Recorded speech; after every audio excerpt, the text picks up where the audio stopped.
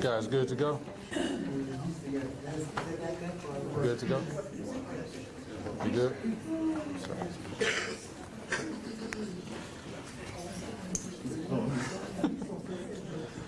All right, thank you all for being here today. We'll go ahead and get started. I'm sure you all have seen that the report from KDHE has been released and the troubling information that was contained upon it.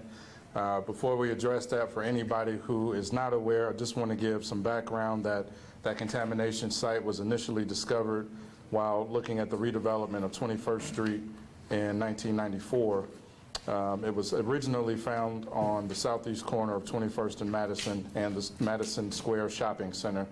KDHE completed the initial site investigation back in 1998 and has managed that project since then.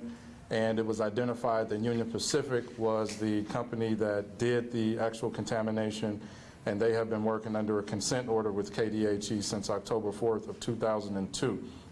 Remediation work had began between 2002 and 2023. All of that work has been voluntary, but under the oversight of KDHE, and there will be some work going forward, but the final corrective action decision was finalized on February 2nd of 2023, and KDHE is and has been responsible for public notices. State law, regulations, and KDHE policies govern KDHE's notification processes. The neighborhoods impacted, according to KDHE, were mostly on city water when this happened, but that does not mean that there are not wells in the area that we may not know about. And I also want to highlight that the city is going to continue working with KDHE as well as Sedgwick County going forward to get information to residents. On that, as we go into what we heard today, we are joined today by State Senator Aletha Faustigedo, State Representative Ford Carr, County Commissioner Ryan Beatty, and our Vice Mayor Mike Hoheisel. We all wanted to be here united to address what the community is hearing. And just to let you know that the city is following KDHE's lead on this, but working closely with Sedgwick County and the Sedgwick County Health Department to continue monitoring and making sure that folks are informed about what's going on. We are monitoring this very closely. This is important, and that's why we are here today. Again, KDHE, Sedgwick County, and the City of Wichita will be working together to make sure communication is improved going forward so that everybody's on the same page and that they know what's going on. Today is just the beginning of the conversation. This is not the end-all, be-all. We do not have all the answers today, but we want to make sure that the community is aware that there are dangers out there in the groundwater and that they need to be aware of it. And as we go forward, I won't jump into the county information too much, but as we go forward and it's spring and people are watering their lawns, although it is stated that it's safe that you can use well water to water your lawns, I personally want to encourage you not to, because you should not have contact with that water. You should not be playing in puddles. And I want to make sure if you are using well water to water your lawns, to water your gardens, that you do not play in that. You switch to city water. Do not allow your kids to play in that. There are contaminants in the groundwater, and I want you all to know that, seriously. So I will stop there and turn it over to County Commissioner Ryan Beatty to talk about some of the information the county's given out, and then you'll hear from our state level officials as well. Thank you, Councilmember. I appreciate everybody being here today. I think what we've noticed in this situation to date is that this has really been a systematic failure of communication. I don't think there's any other way to state it more clearly. This has been a failure. If you look at this, became aware, the community became aware of this 30 years ago, but only select parts of this community became aware that there was poison under their feet 30 years ago. We have elected officials that were in office that were never made aware of this situation. Again, this is a systematic failure of communication. And in my opinion, and I'm certainly, it's an opinion that I think is shared among many people here locally, that it's, I think it's unethical, I think it's immoral, and I think that we all have to stand together to write these systems of communication so that people are aware of the things that are impacting their lives. When the state came into agreement with Union Pacific in February, as Councilmember Johnson referenced, Councilmember and I had a meeting with Union Pacific to lay out what are the next steps, that we have got to find a way to better communicate things that are going on. But the other conversations that began to happen was with KDHE, where are these breakdowns happening? And why is it that many people at the county and the city are not being made aware of these things until a press release comes down from KDHE? How do we best service the constituents that we have been elected to serve if we don't have the information until we're reading the same press release that they're reading? And this conversation began with 29th and Grove, but it continues on to the broader issues of contamination in our community. And we've been working close by with the city, the county. I'm thankful for our state legislatures that are very invested into this to create new systems of communication. There are over 200 contamination sites in Sedgwick County. Most people aren't aware of these things. And most of these sites, just like what we see here at 29th and Grove, the people that it's impacting, that it's happening beneath their feet, are unaware of it. And we just wholly believe that that's not, it's not correct, it's not ethical, it's not moral. So we're going to work on systems of better communication that activate the local government, the local city, the county, and our state legislatures to better communicate to the people this is impacting. As to the health study, I'm a bit disheartened and discouraged that a health study was released today via a Zoom call and via a press release, if I'm just being honest. When you see the study, and nobody up here are doctors, but when you see the study and you begin to see elements of a study where you see increased levels of liver cancers, where you see infant mortality rates that are increased, what the doctors and what the state would try to tell us is that there's no causation. There's no causation. But if we put ourselves into the shoes of the people that this is impacting in the influence area, how do you not look at data and in your mind ask questions? And this is part of the failure of communication, is when you release information after 30 years of bad communication and you don't back this information up with resources and better communication strategies, what the people in this community are left with are questions, fears. So this is part of the process that we're working on, is how do we better streamline communication so that we can serve the people in this community? We don't have all the answers of that study. There are questions about what type of liver cancer that we need doctors' expertise on. We don't have all these answers, but what we do know is when they released the health study, is we felt obligated that we needed to at least get in front of the people of this community and tell you that we are working as hard as we can to get you answers. We're frustrated. Everyone is frustrated at the lack of communication, the lack of clarity, but we're working to find these answers. In next steps, we're going to have more communication. We're working with the city and the county to where we are going to produce documents that we can streamline to the people that are affected in the area. We're going to try to create a web page that you can go to and see accurate data, immediate data, to where you can see next steps, giving you access to information that candidly you haven't had in 30 years. As we look at the safety information being passed on, Councilmember Johnson referenced it, but some of the information is about the soil in your yards and playgrounds is safe. The air indoor and outdoor quality of air, it's safe to breathe. City water is safe to drink. City water is safe for all uses. All of that, for the most part, we agree on. We put together documents that we can distribute through our communications department about what safe uses of water are. Watering your lawn, trees, and garden with well water. Eating food grown in gardens watered with well water. This is the information we're being given from KDHE. And I'm going to agree with what Councilmember Johnson said. With all the lack of information that we have right now, I don't trust that. That's right. That's right. I don't trust it.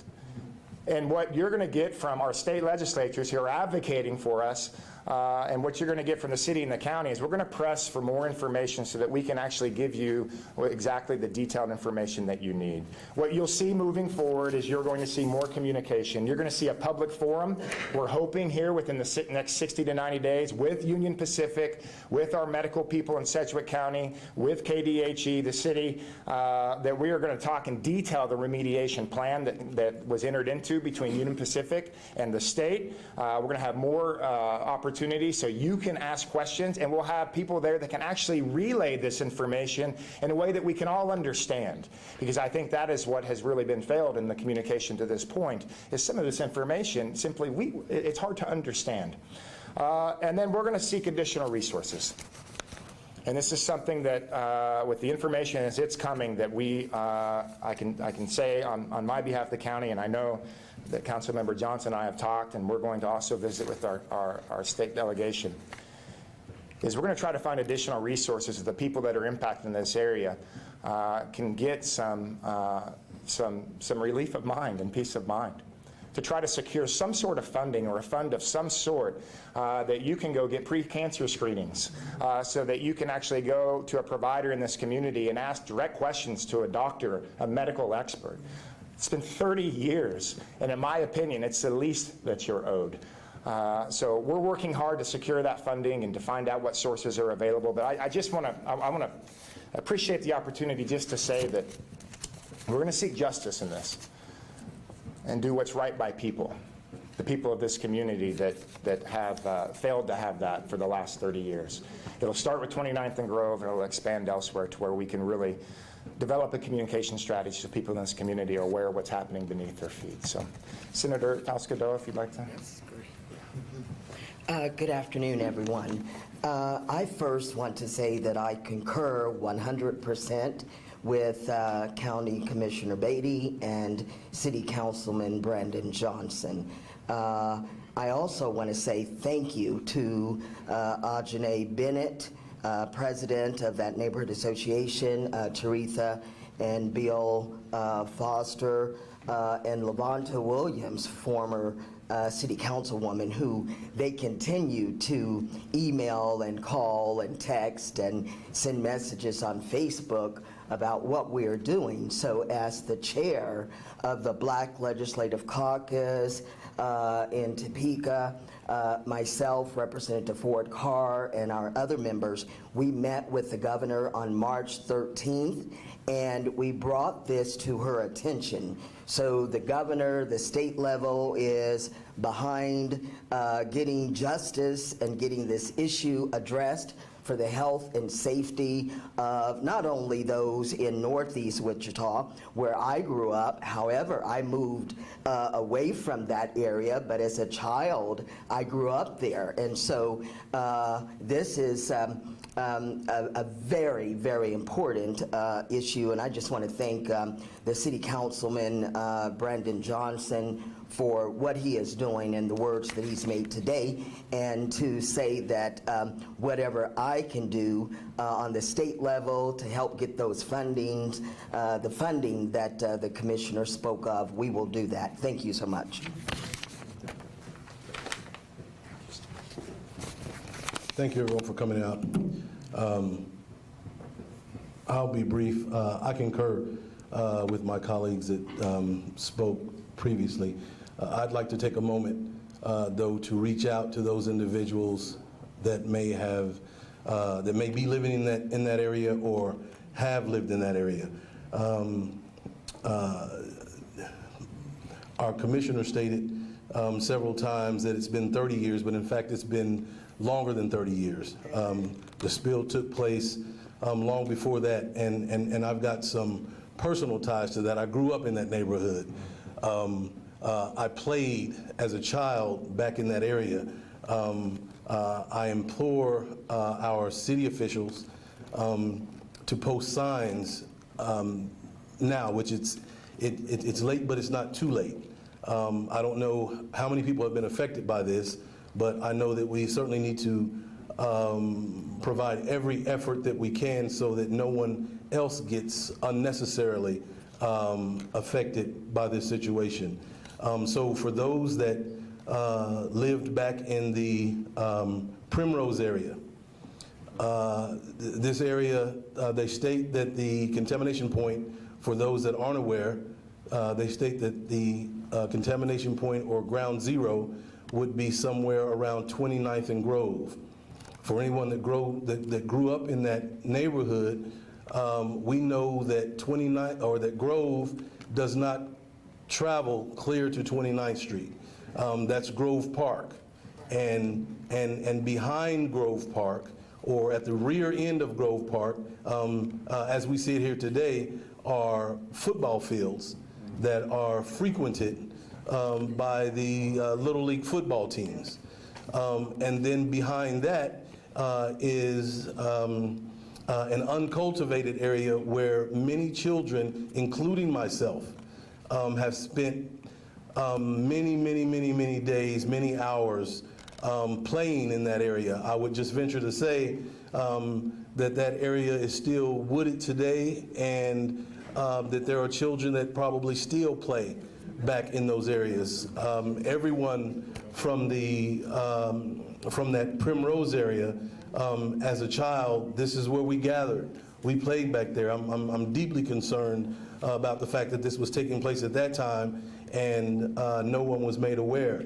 Albeit the city officials weren't made aware, but most importantly to me is the community, the citizens. The parents didn't know. And obviously, if the parents didn't know, then the children wouldn't know any better than to be back there. So again, I would like to implore our city government as quickly as possible to quarantine that area off, put some signs back there. We're talking about groundwater contamination, and the groundwater is the water that's in the ground. However, if you have information like I do, because I played back there as a child, there's water that's above the ground back there.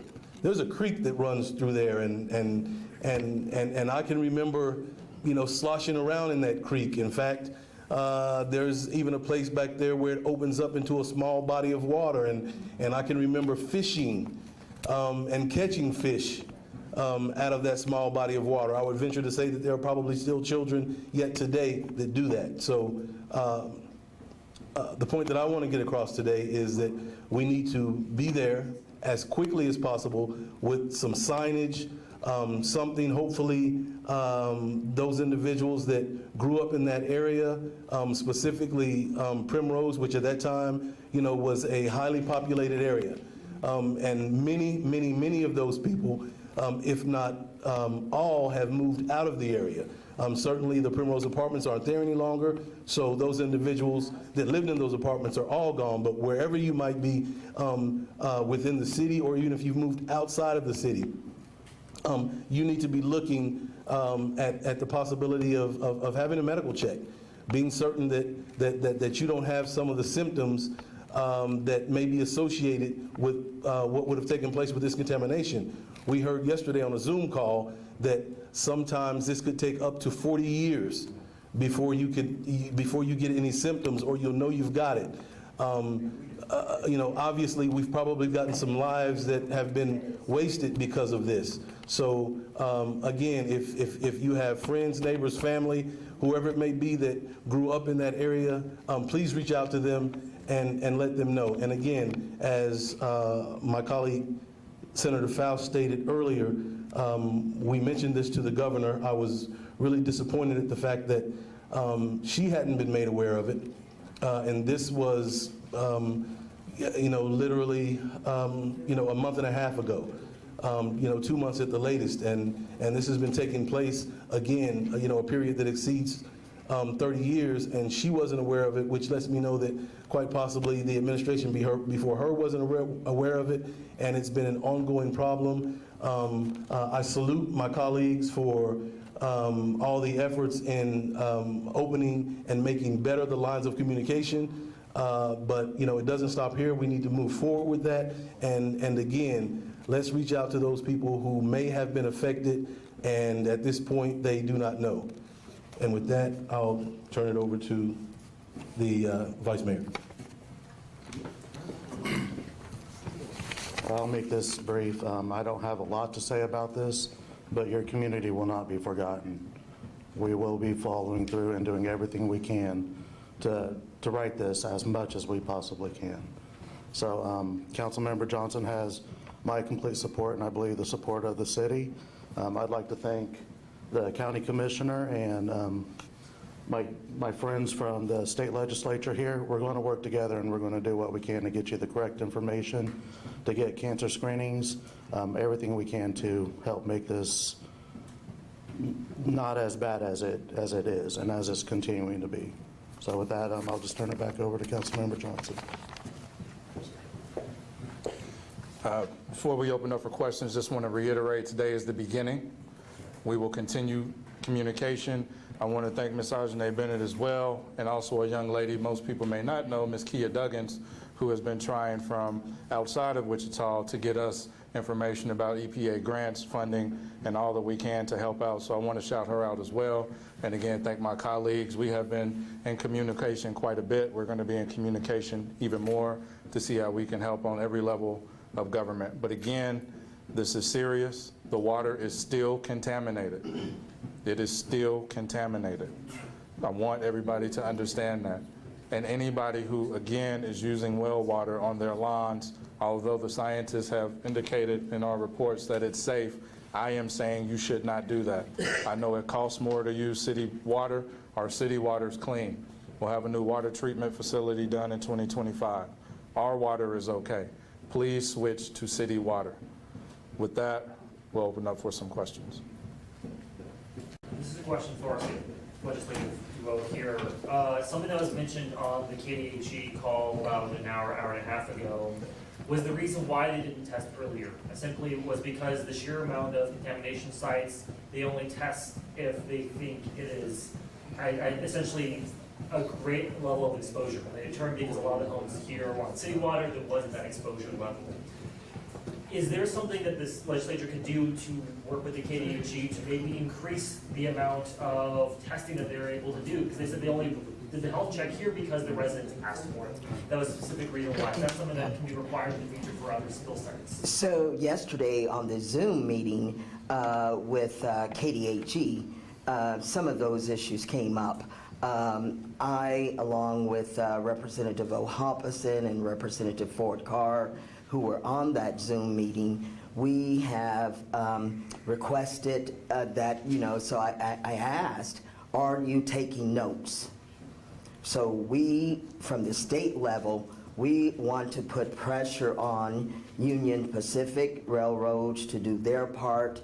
And I believe with our meeting with the governor is partly of why KDHE is moving forward a little more swifter on this issue. Absolutely, the state can play a major role in assisting financially with the governor. I know the governor's going to be in Wichita soon for some ceremonial bill signings. Perhaps we can get her to, take a little tour there to see what we're actually dealing with. And so just that awareness and the concern and care that the individual standing here today will make a world of difference on addressing this issue. Representative Ford Carr.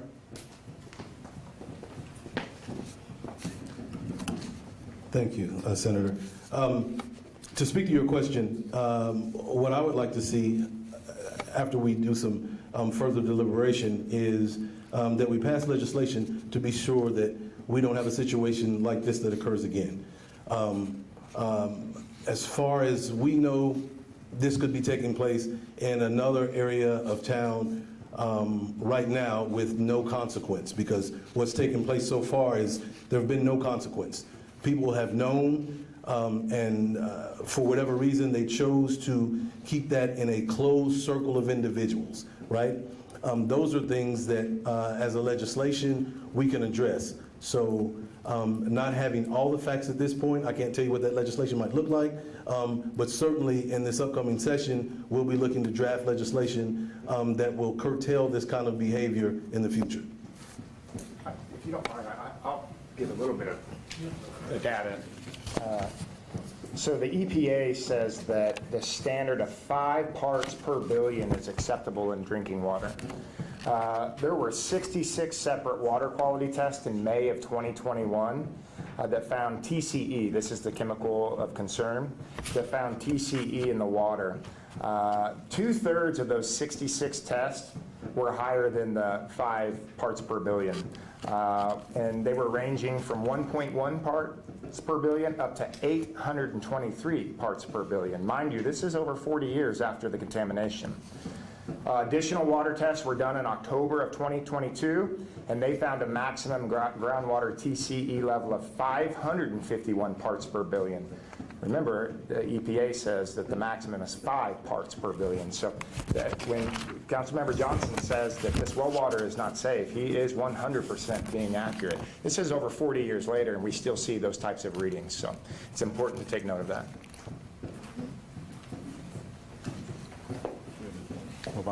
Having been on a call less than an hour ago, and our state legislators, they say that there are over 200 sites that are contaminated areas. What keeps people from going into these contaminated areas if there is no signage? And it sounded as if it was no big deal. We have over 200 sites that are contaminated. Surely we can let people and communities know that this is a site that could be hazardous to your health. As I look at it, I definitely agree with you. I just received a report from someone else, their document, and it has the red demographic area. We ought to be able to put in the paper, in the Voice, in this, in that, that says if you lived in this particular area during this particular time, you could have been affected by this water. If we just put that sign out so that people can say, wait a minute, those people that are here from California, that are in Texas, all of those that moved away, we all grew up there. There are so many of us that grew up there. And there's still people that are living there now. And yes, there are wells. But to just blow it off as if, oh, we have 200 other communities that are affected. It's a big deal. It's a big deal to us. We can promise you this is a big deal to us as well. So to get technical, there's over 400 contamination sites in Sedgwick County. 207 are active. And what we are doing and what we've talked about is making sure we get that word out, because it is important. And every site, whether it's one house, one lot, or something 2.5 miles long, is important to all of us. And our goal is to get the word out as soon as possible. And that's communication, because we shouldn't have to be exposed to that. That is what we will be doing. Thank you. Ms. Ajane, I got you next. Yeah, I'll direct this to Councilman Johnson. I appreciate all the things I've heard, and I've kind of spearheaded and started this stuff, but this is for everybody. But I would like for you to speak to us. We talk as if it's just the groundwater, and it's not. It is also the vapors that are getting into our edifices, that are getting into our schools. We need to understand that Gordon Parks was deliberately placed on contaminated soil. KDHE knew that. Our children are playing in this football field every day. The parents need to be made aware of that, and they haven't been. So I want you to speak to us about the vapors that are getting into, or can possibly get into our homes, get into our total surrounding. So we've been touched in every area of the environment, not just the water. I appreciate hearing the water, but it's more than the water. It's the water, it's the soil, and it's the air. KDHE is going to have a press conference next week. I will let them answer the specific details of that. What I do know from one of the reports I saw was the last air test was 2012, I believe, and it was found in the air at that time. One of the concerns I know we all share is, especially in the winter when all the windows and doors are closed for 8 hours a day, our young people are in those schools, our teachers are in those schools, our janitors are in those schools, and they're being exposed. We all have those concerns. that was a part of the report. I know we'll be talking to them about getting more air quality tests. That's one of the conversations Commissioner Beatty and I had with Union Pacific as well. That is part of the going forward in the steps and the meetings they're supposed to have with the neighborhood is about doing the soil, the water, and the air test as well. But they haven't been able to get that meeting going yet. We will be talking after this about seeing when we can get that first public meeting and make sure as many people know about that as possible so they can get signed up. But yes, it is the soil, it's the water, and it's the air. Yes, and I appreciate you including me because as president of that association, it hit us first. And so I get a lot of calls because of that. So I'm just grateful to you and all of you. So thanks. We're grateful to you. You have really been leading this and going to the library and reading those reports and staying on top of everything. We really appreciate you and standing up in this situation. Yeah, we do. Mr. Aretha. What really upset me, Councilman Johnson, was that I read this report. The report noted that minority and low-income population experience, which we know, disparity in access to health care, screening, and treatment. It appears that they are trying to say what's going on with this spill is because of the low income and the disparity that we have here, and with the kids, the babies, the birth rate and everything, low birth rate. But a lot of it, because it's been going on for 30 plus years, maybe more, it's probably because of this situation. So I know you stated that you're gonna get medical people to test us other than, so could you elaborate on that? Because people need to know about this. I couldn't believe they wrote this. Well, do want to be specific. KDHE wrote that report. Commissioner Beatty and I have been working on those conversations. I've been in contact with our FQHCs here in Wichita, especially in that area. So we know there's 3 clinics over there. I've talked to the heads of those clinics. We've also reached out to some of our other medical providers and asked, one, what does the screen look like? We've been asking about costs so we could try to get a budget together. And then we want to have a group meeting with them so we can have them at the public meeting as well. Anybody who's concerned about their health, who wants to get a screening, I believe they should be able to get that and have access to it. And our medical community is on board with that. We just have to figure out what that is. And some of the questions from our Zoom call with Dr. Menz was what type of cancers are these, because there's different treatments and maybe different ways to spread, or I'm not a medical guy, but he said all of that stuff. But we want to make sure we get all of those people together in the same room, have that conversation, and make sure this community has access to them. And I want to make sure that you all know that our Suffolk County Health Department, the director, Adrian Byrne, she knew nothing about it either. Yep. And also, I think on our federal level, based on Congressman Ron Estes, they knew nothing about it either. And this is just really, I mean, both of you just really, all of you just really hit it on them. Oh, we're just so happy that you're here. Oh, we just love you. Thank y'all very much. Well, Thank y'all. I have to give credit. Then candidate Beatty was at that November meeting, and I think within 2 days I had an email from Congressman Estes, and he had reached out. So, I mean, we're trying to keep everybody in the same loop and see what all help we can get. I don't know if you want to add to that. Yeah, you're right. I mean, at the very core, this gets down to on one hand, you have a systematic failure of communication. And what happens now is here we are, and here's KDHE saying, hey, these are the solutions. But if you don't have communication, you don't have trust. And right now what we have is there any credibility to this data? No. So that's a natural response, an understandable response when there's been a lack of communication. That means a lack of trust. And I'll tell you, the people at KDHE, they're communicating with us, but there's bigger issues here. And some of the determinants of health that they referenced in the study, again, this is why I'm disheartened that they aren't here presenting this today. Because there are determinants of health that influence outcomes. We know this to be true. But to say that there's no causality and just present data and say, here you are, when there has been over 30 years of bad communication, if I put myself in your shoes, I'm going to ask questions. I'm going to have fears. And that's the problem when you have problems with communication, is then you have no trust and it impacts credibility. So that's what, on our end, on the local level, this is one of the biggest things that we have to address, and we're determined to do it. So. Mr. Tracy. For someone that played back there, ran around in the water back there, and you said 30 years, 40 years, remember the spillage. Remember it was a big deal, but it wasn't a big deal, right?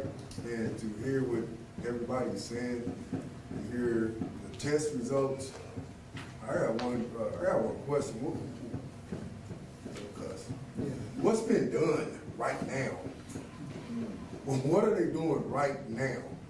They did, I remember that everybody did follow-up tests. What's been done? We got youngsters that are practicing there right now. Right now, it's very big. Right now. We got, what's been done right now? I don't, communication, somebody knew about it. What are those people that knew about it doing right now? And if they're not doing nothing right now, I mean, we gotta move to some consequences. This is like I'm sitting in the damn movie. Aaron Block. That's it. Okay, yes, ma'am. So let me answer some of that.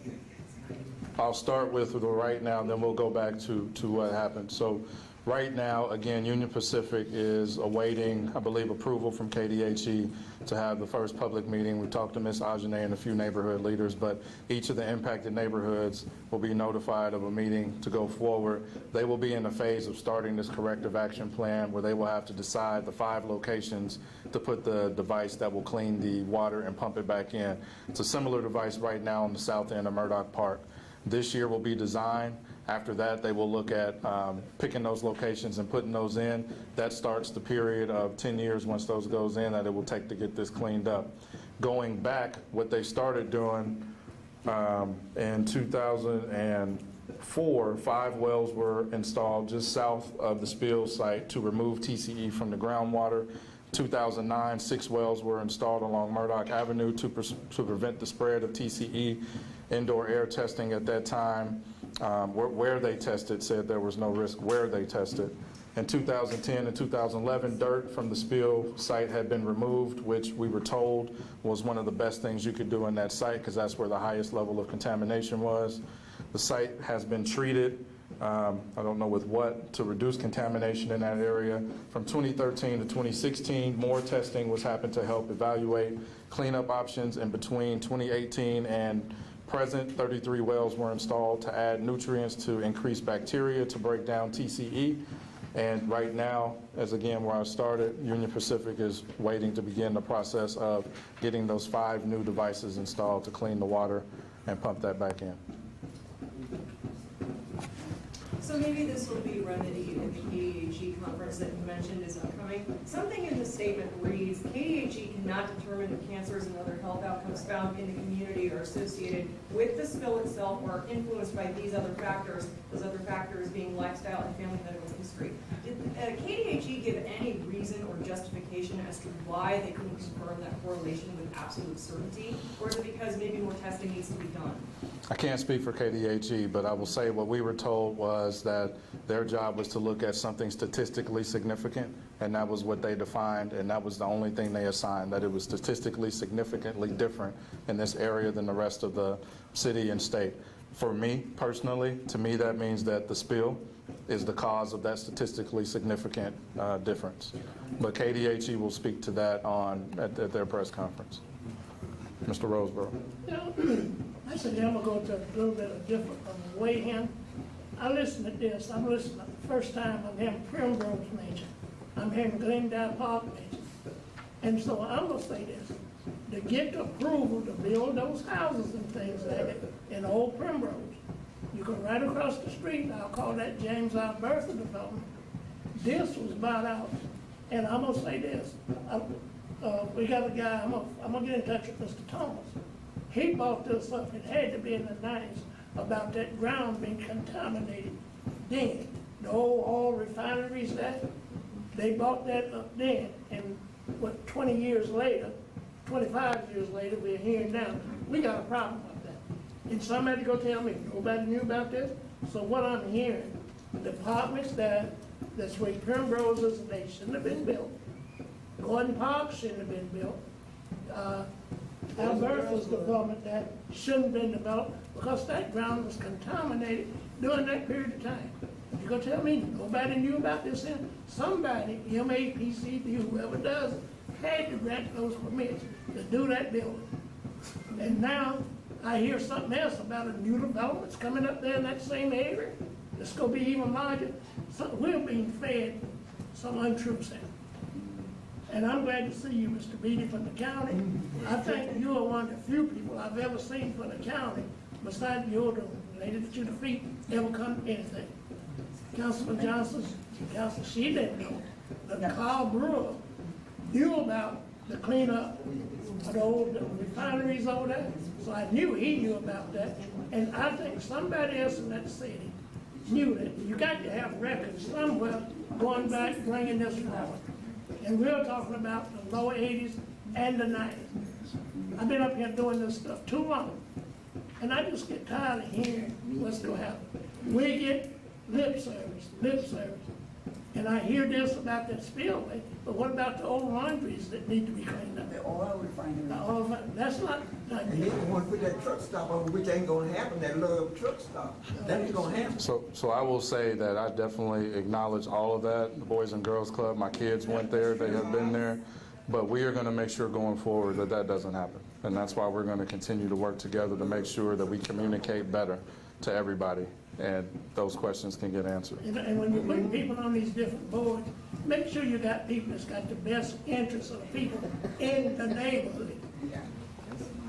Councilman, Jackson has since a we're question. talking about the building on this contaminated soil, it was found during the 21st Street Development Project, yet we have put a senior housing building there. We have put a shopping mall there. We have library up there. I mean, they knew, so if you wanna talk about what they knew when they got ready to build, they knew that then. Somebody else. And then not only that, when we go back over there where Primrose was, there's a senior housing building over there as well. And they put also, I have 60 homes over there on slabs that they built where Primrose used to be.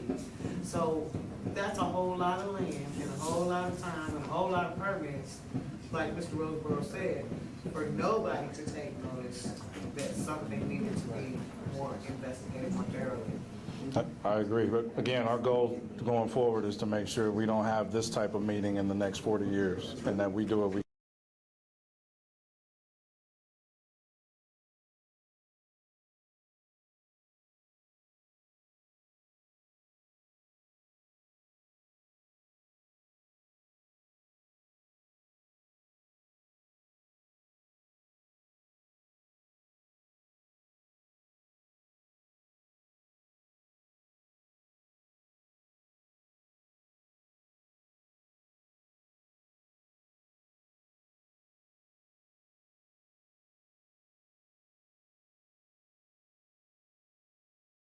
can do.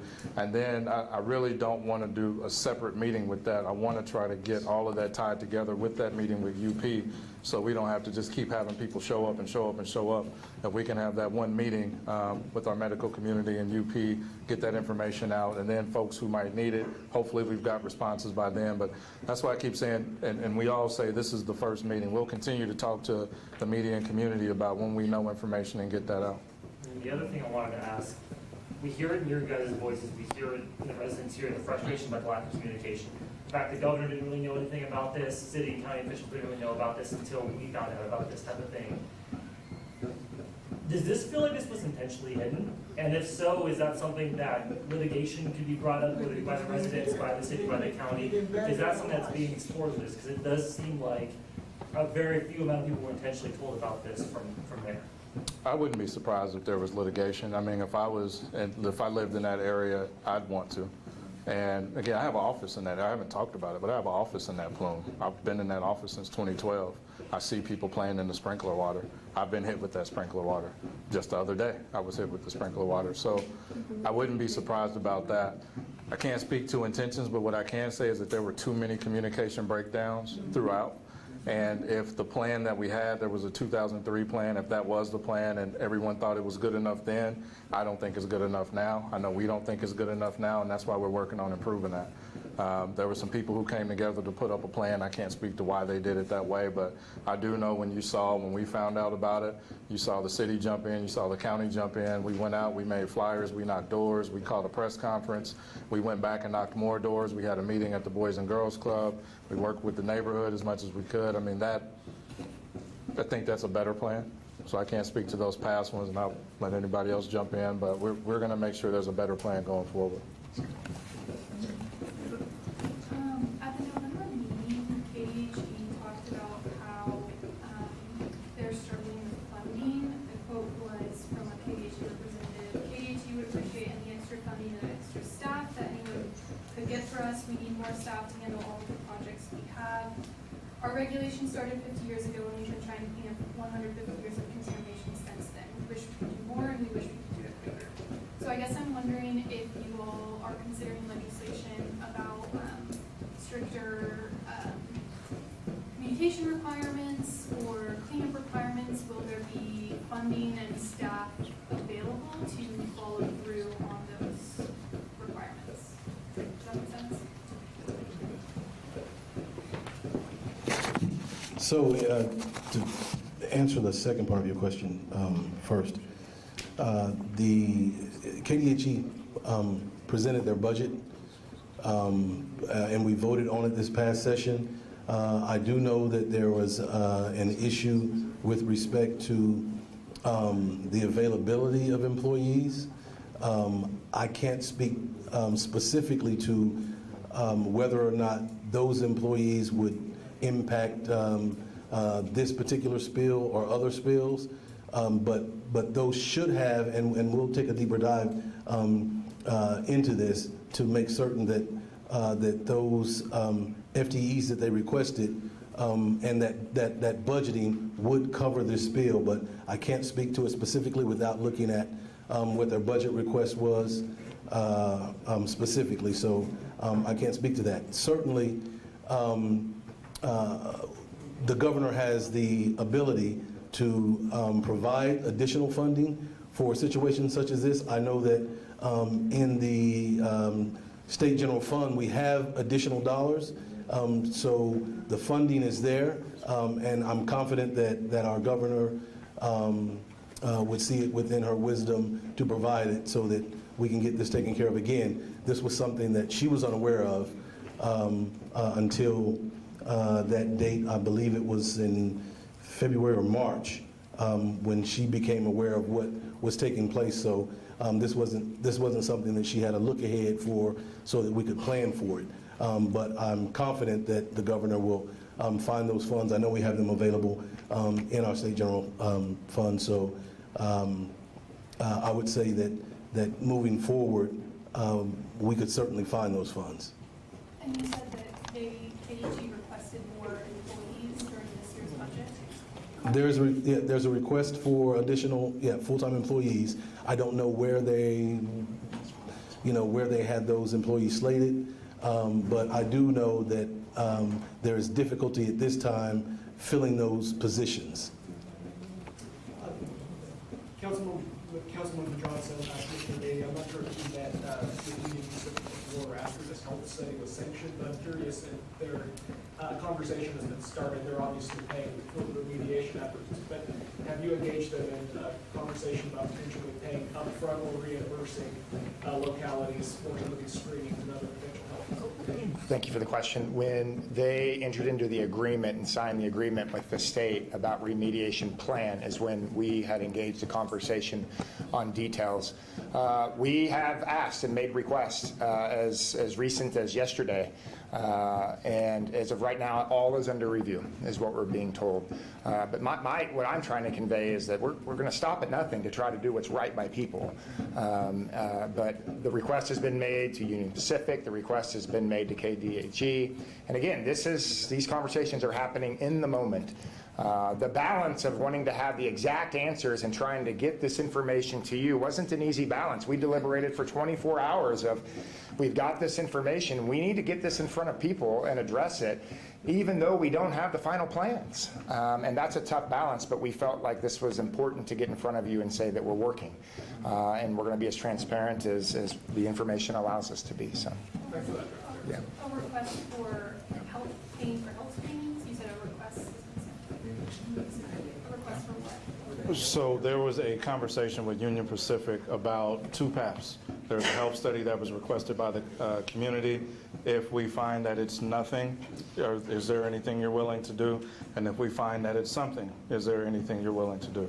We are awaiting a response on that, and I think they were also waiting to see the results of the health study. We'll do one more question. We're going to stay after to have conversations, but just want to make sure if there's folks that need to leave. But one more question. So there were 2,500 addresses as part of this area of interest. You have thousands of people impacted in a 30-plus year time span.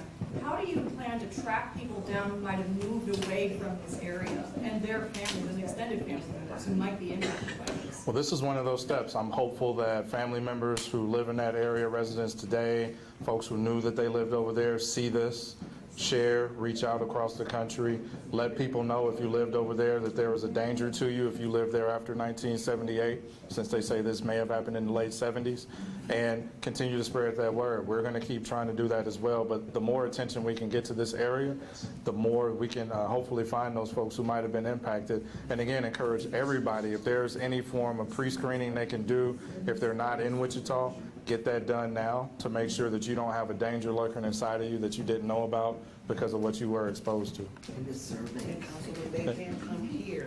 And we do have Ms. Ajane and others, there's a survey here at Atwater they can come take as well. It's at the front desk. They can fill that out and put it into the red box. Or take the QR code and do it online. And the QR code online. So we'll make sure that's available. I'd like to make a comment. I look around and I see one neighborhood association that's actually in the target area. What about the rest of the residents in these other neighborhoods? How aren't they here? Are they notified?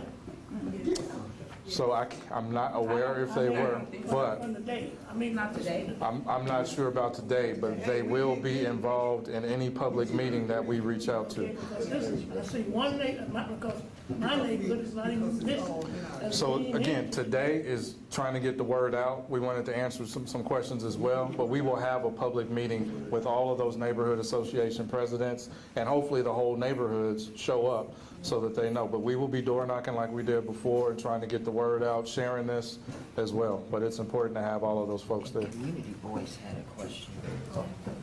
I just wanted to let you know that I was on a call today with KDHE and Union Pacific, and I asked them specifically exactly what activities are taking place right now.